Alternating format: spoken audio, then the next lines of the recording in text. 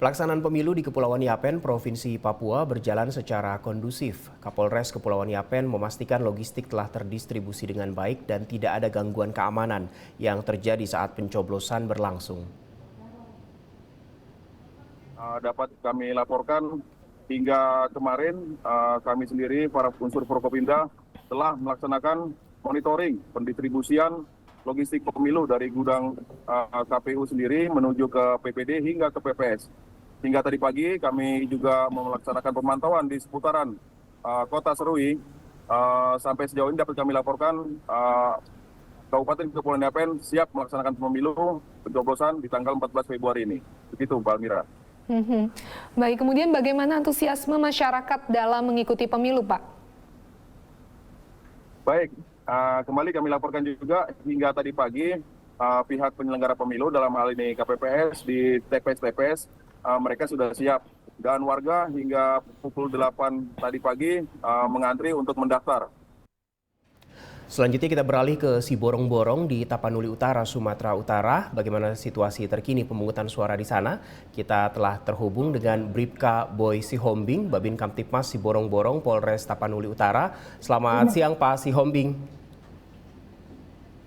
Hai, selamat siang pemirsa dari Polri TV. Salam presisi. Salam presisi, baik. Pak Sihombing, bagaimana kondisi Kamtipmas saat pemungutan suara di sana? Baik, terima kasih Pak. Di Tuhan, alhamdulillah hingga saat ini pemilu berjalan aman lancar dengan Kamtipmas yang luar biasa dari masyarakat. Baik, lalu antusiasme warga seperti apa Pak saat mengunjungi TPS tadi pagi? Baik, terima kasih Pak. Antusias warga desa kami dari Desa Lubuk Regar 1 itu terlihat dari pukul 7 pagi hingga pukul 9 Pak. Karena di sini mayoritas petani dan juga kondisi cuaca yang kurang mendukung. Jadi mereka begitu banyak berbondong-bondong ke tempat pemilihan Pak, demikian. Baik, walaupun cuaca kurang mendukung tapi warga masyarakat tetap antusias untuk ke TPS. Pak, terkait dengan pengamanan, berapa personel yang ada di TPS tempat Anda bertugas saat ini?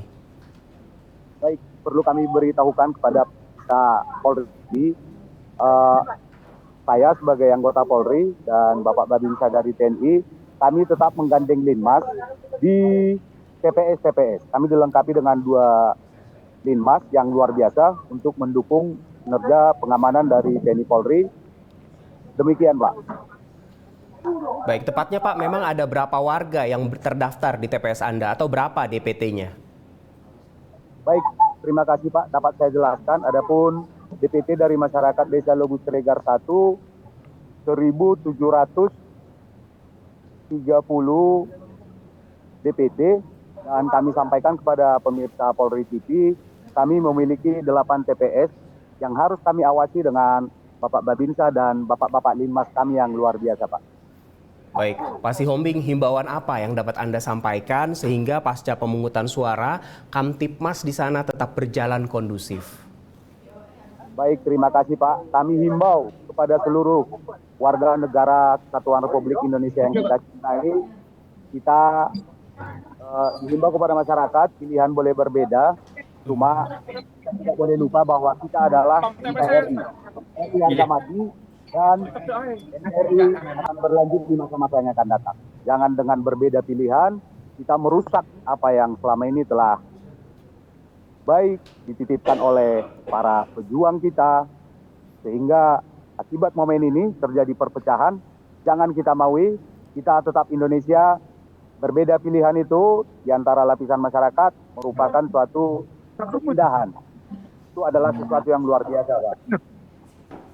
Baik, terima kasih Bribka Boy Sihombing, Babin Kamtipmas Siborong-Borong, Polres Tapanuli Utara telah bergabung bersama kami di Polri TV. Salam presisi, Pak. Salam presisi, Pak.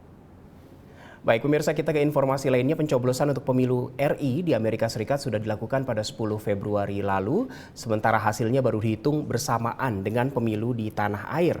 Para WNI yang datang ke TPS sangat antusias ambil bagian, termasuk para mahasiswa dan pemilih pertama. Berikut laporan jurnalis VOA Yuni Salim.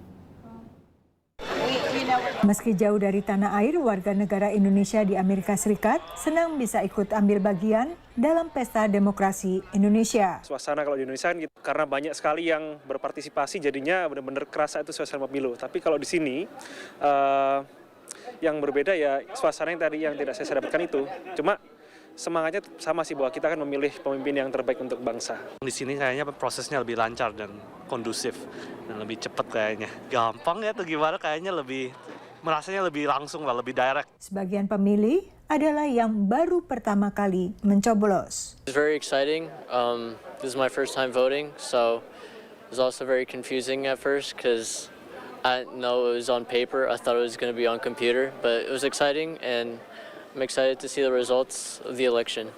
I'm 19 now, so when I was 17 there was no election or anything, and when I found out I got to vote this time, I was so excited. Bahkan yang terdaftar sebagai pemilih lewat pos hadir dan menyerahkan surat suara. Kalau datang in person tuh rasanya lebih kayak ada kerasa coblosnya gitu. Jadi lebih seru. Saya juga merasa sama sih, lebih seru gitu, lebih rame, banyak orang, rasanya kayak ya ini pemilihan umum. Menurut data dari masing-masing PPLN, partisipasi pemilih yang datang ke TPS bervariasi untuk masing-masing wilayah. Di Washington DC yang hadir untuk mencoblos 723 orang. Dari 1.200 lebih nama dalam daftar pemilih tetap. New York 1.309, dari DPT 2.500-an, Chicago 535, Los Angeles sekitar 600, San Francisco 405, dan Houston 541 orang yang mencoblos.